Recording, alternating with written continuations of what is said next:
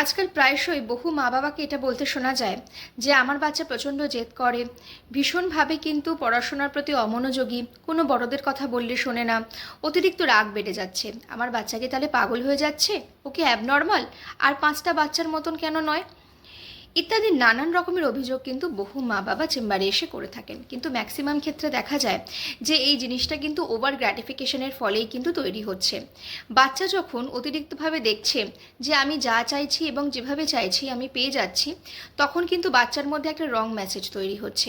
তাই চেষ্টা করুন নিজের হ্যাঁ এবং না এই শব্দ দুটির মধ্যে প্রথমত স্টিক থাকতে, যাতে করে বাচ্চা ওভার গ্র্যাটিফাই হওয়ার আগে এটা ভাবে যে আমাকে যখন না বলা হচ্ছে বা হ্যাঁ বলা হচ্ছে, তাহলে আইদার আমি জিনিসটা পাবো বা পাবো না, তার বাইরে গিয়ে সেই ডিসিশন কখনোই বদলে যাবে না।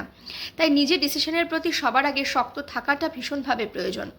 বাচ্চার কাছে রং মেসেজ তখনই পৌঁছায় যখন বাচ্চা শিখে যায় যে আমি যদি জেদ করি তাহলে আমি জিনিসটা ঠিক পেয়ে যাব। এবং ওভার গ্র্যাটিফিকেশন, আপনি চাইতে না চাইতেই কোনো জিনিসকে যখন আপনি সাথে সাথে দিয়ে দিচ্ছেন, বাচ্চার মধ্যে একটা রং মেসেজ তৈরি হচ্ছে।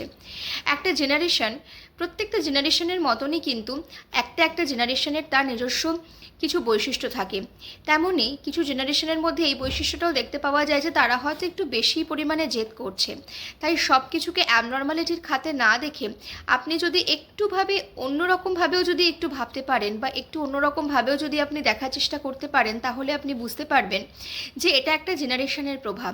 এই জেনারেশনের হয়তো প্রায় সব বাচ্চাই ঠিক এই রকমভাবেই আবদার করতে এবং এই রকমভাবে আদায় করতেই তারা অভ্যস্ত। তাই কোথাও গিয়ে নিজের যে সীমা রয়েছে বা নিজের যে হ্যাঁ বা নায়ের যে গণ্ডিটা রয়েছে, সেই গণ্ডিটাকে চেষ্টা করুন বজায় রাখতে, যাতে করে আপনার বাচ্চা কোনো রকমভাবে ওভার গ্র্যাটিফিকেশনের মধ্যে না পড়ে যায়। কারণ ওভার গ্র্যাটিফিকেশন একটা সময়ের পরে গিয়ে কিন্তু ওরিডির রূপ নিতেই পারে।